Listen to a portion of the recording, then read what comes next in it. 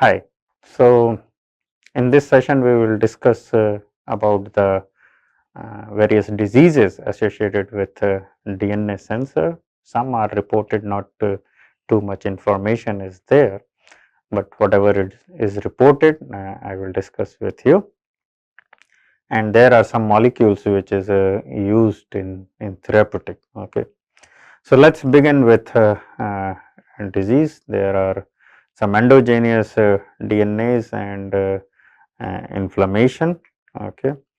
So, as I told you, the DNAs too, in previous session I discussed about the DNase 1 and DNase 2. Okay. So, these DNase 2 is present in extracellular space. Okay.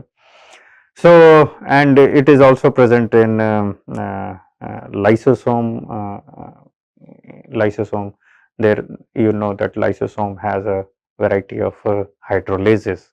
So, DNase 2 is present in lysosome, and there are some mutation associated with this DNase 2, as you can see in this slide. There are G is changed to the 3, G changed to C at 347 and A changed to the or mutated to the 362, and that basically this mutation is present in N-terminal phospholipase D domain, and there will be a loss of catalytic activity. Okay.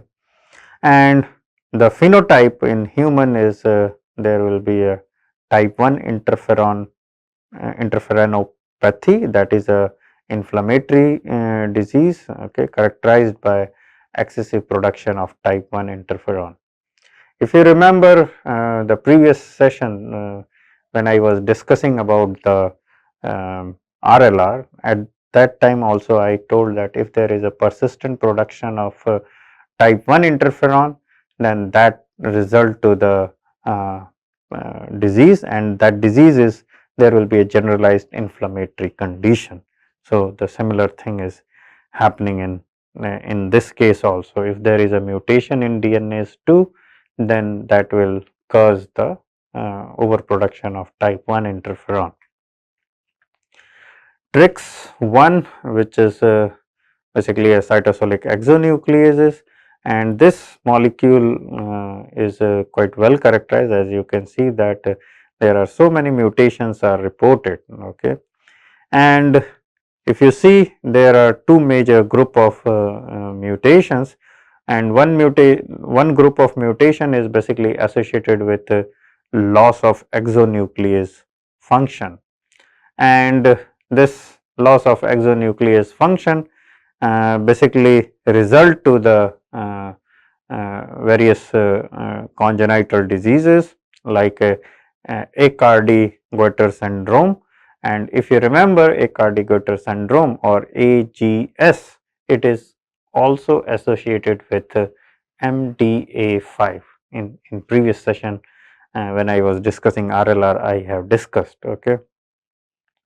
And this is basically characterized by high level of or high amount of type 1 interferon in patient, and basically this leads to the neuronal inflammation. Okay. And some of these mutation as shown in this table that result to the development of other disease, that is familial chilblain lupus erythematosus. This is FCL. It is a heterogeneous autoimmune disorder, and some mutation also result to the development of systemic lupus erythematosus. Okay. And now you are aware after going through all this this course, you might be understanding that one disease can be happened by multiple things. Okay. SLE can happen by various ways. Okay. And if there is a mutation in TRIX also, that result to the SLE. Okay. It is a autoinflammatory or autoimmune disease which is inflammatory in nature. Okay. And there is a various category of SLE. So, Since I am not clinician, I am not the right person to explain various categories of SLE, okay, based on the symptom. Another mutation which you can see that there is some frame shift mutation, okay, and this mutation result to the disruption of intracellular localization of this protein, and that result to the retinal vesiculopathy with cerebral leukodystrophy, okay. So, I do not know much about this disease, clinically I am incapable to explain this disease, okay, but this result to this disease. There are various mutation associated with STING, which plays a very important role in DNA sensing pathway.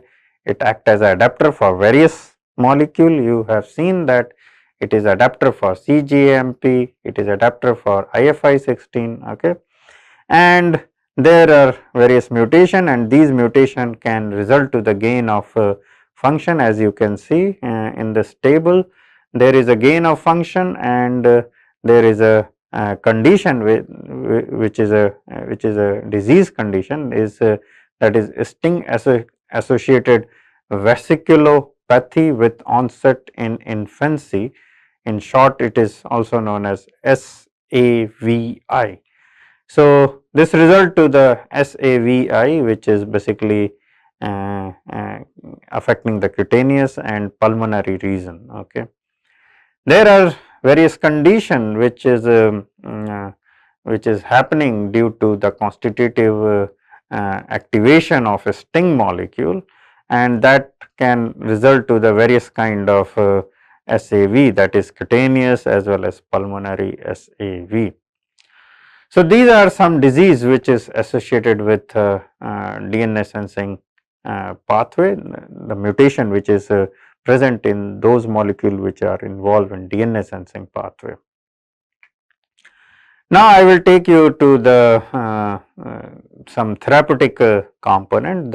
Here you can see that the C-gas STING pathway as a therapeutic target in inflammatory disease, okay. So, this is a kind of crystal structure of CDC gas, okay, and there are some drug like anti-malarial drug or suramine which can bind in this to this protein, okay. It is a co-crystal basically, and here you can see that there is a the compound astine C, okay.